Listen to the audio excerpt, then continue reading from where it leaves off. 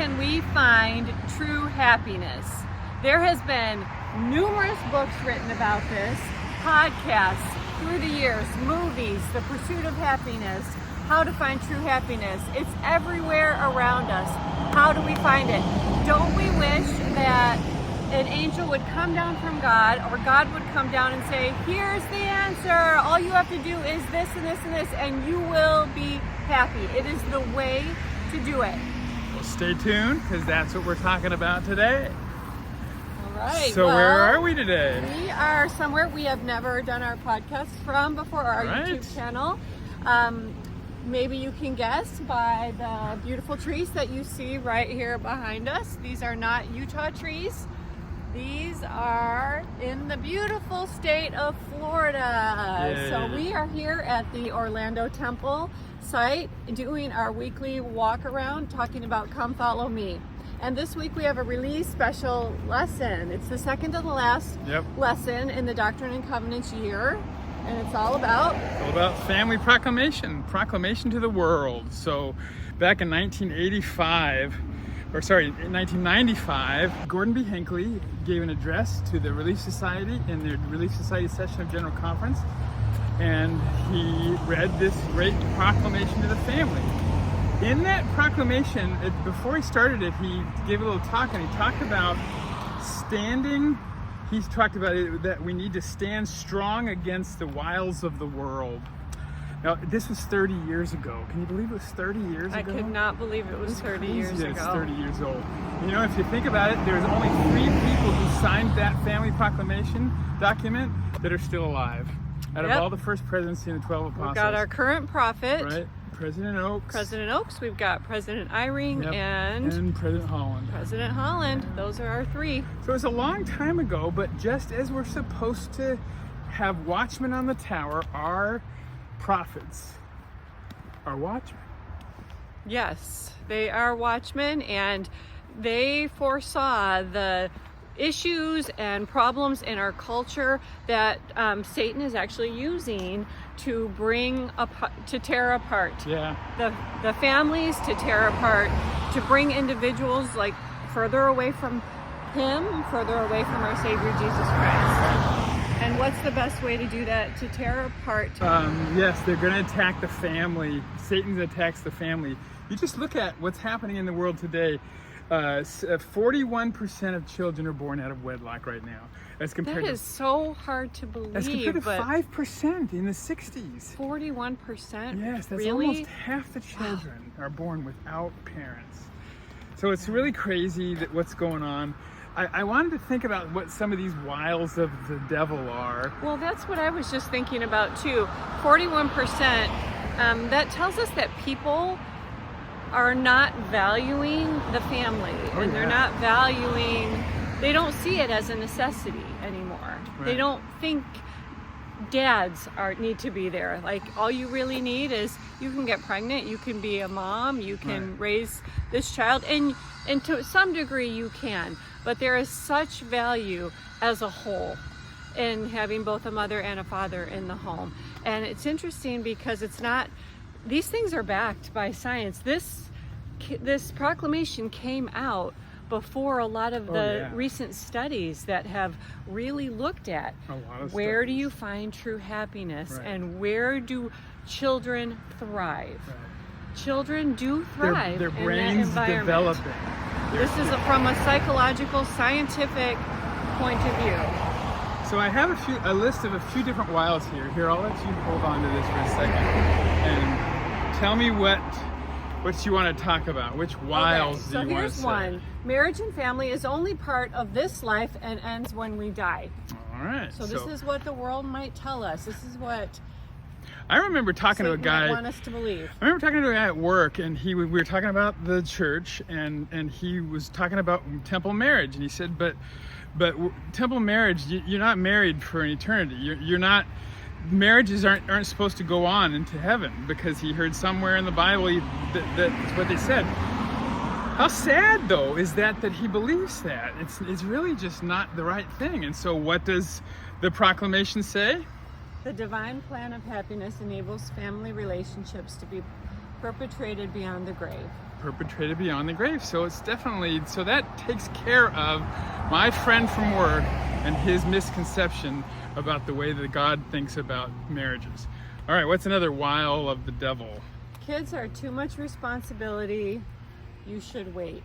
And I would even add to that, you don't need to have kids. Oh yeah, right. We are on a little trip here, a business trip, and there's a lot of people traveling with kids. We're not, which is unusual for us. We usually are used to traveling with our whole family. Our kids are getting older now, and we got sent on this business trip to Florida, which is great, a little vacation for the two of us. So it's unusual that we're traveling without kids, but we see all these other people that are traveling with kids, and we have even said, haven't we, oh wow, it's so much work.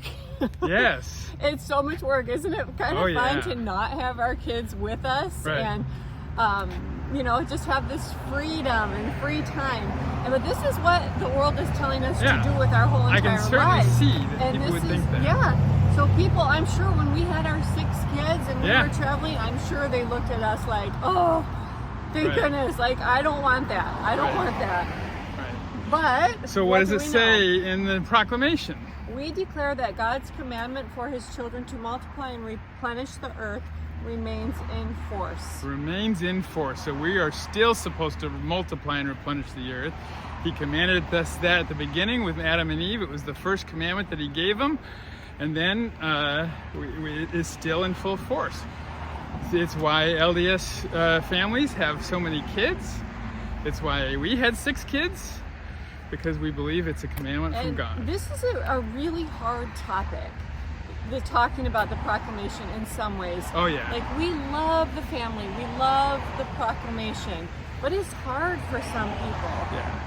And as are all commandments that are given by Heavenly Father, you go back to the Old Testament, New Testament times, whenever commandments are given and people don't like them, it's hard. Yeah. Well, this is one of those for us in this day and age. People don't want to hear it. They don't want to hear that you should have children. I remember it was actually one of the very last things that Charlie Kirk said before he was killed. I was there, and he said, I love Mormons. He's not LDS, but he said, I love Mormons. I love how they have more kids than they can afford. Yeah. And that's not a lot of people didn't like Charlie Kirk, right? Because he said things like that go against the cultural norm. Right. Most people in this culture would say, you should not have more kids than you can afford. It's a terrible world to have kids in. You shouldn't have them. You don't like abortion. This is what we're being told. It's if you can't afford them, you should get rid of them. Yeah. Oh yeah, right. So this is one of those wiles. Yep, for sure. Wiles of the devil. Where this proclamation teaches us differently. Yep. All right, what's another one? Let's do another one. Violence is an acceptable way to solve problems. So many abusive relationships out there all the time. Some people think that violence is the right way to do it. What does the proclamation say about violence in the family? We warn that individuals who abuse spouse or offspring will one day stand accountable before God. We warn. Most of the other things is they solemnly proclaim. This particular sentence says we warn. It's a warning from the prophet. It's a warning again from the man on the watchtower. So we have to do this right, otherwise we will be in trouble.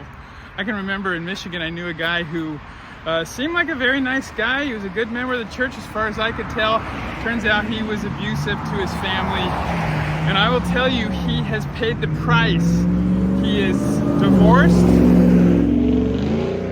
He is excommunicated. He lives in a whole different state. And he is estranged from his family. So he's paid that price of abusing his children, abusing his family. It's a terrible thing. All right, last one.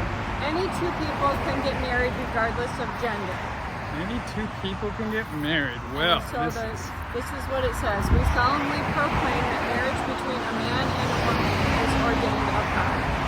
Yep. Okay. Yeah. That's a touchy subject right now. It's a very touchy subject. We all know somebody who is gay and who's married, and so it is. it's a tough one, but from these watchmen who know that this is going to be a big thing, this is what they say. Our prophet has spoken, and he says that men and women are the only ones to get married. So in addition to these wiles of the devil that the proclamation goes against and teaches us correct principles, the proclamation teaches us wonderful principles, things like we are children of God. I love that song, I am a child of God. We were built in his image. That should give us courage, that should give us confidence to know what we're capable of, how much we are loved. And that we're from a family, and we have heavenly parents that we can emulate. Yeah.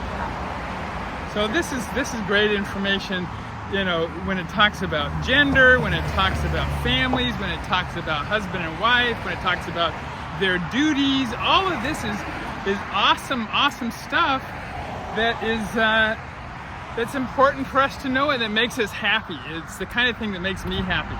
I am excited and extremely happy of the fact that I get to be with my wife for a very, very, very long time, for an eternity. And you know, you mentioned earlier that this proclamation came out 30 years ago. Can you believe it's been cited over 230 times? That's in General Conference. If you think about how many times it has been cited in just talks in sacrament meetings. Just last conference, it was twice. President Oaks and Elder Asben both talked about it. Just in General Conference. Right. Now, when we went last weekend up to visit my son Luke's apartment in Idaho, I didn't know he had this. We had never been to his apartment before, but on the wall he had a poster size picture of the proclamation to the world. A poster size. Giant. In their small apartment. But it was so cool to see. It's like the only thing on their little wall, but a huge picture. Here's this newly married couple, then that. So, yeah, there's so many positive things in it. It just really does affirm that we came from families, we are meant to be parents, we are meant to be part of a family unit, and that solves so many things. We talked about happiness at the beginning. The studies show that you have less loneliness, you are more confident, you are more happy when you are part of a family. Of course, Satan is trying to break down that unity. He doesn't want us to be happy. He wants all systems to fail. And but that's why this proclamation came out as a warning to us about the culture and what things are coming and what we can do to protect ourselves. Well, this is an important topic, and we could talk about it for a really long time. But unfortunately, this temple is a lot smaller than our Saratoga Springs temple, and it's closed right now for a little bit of renovation, so we couldn't even go inside on the grounds. So I think our walk is done. We walked up and down this front street several times already, but I think we drove home the main points today. Families are important. So join us for our last one next week for this year. We're going to talk about Christmas, and we're going to talk about the living Christ. So join us next time on Ensigns to the Nations.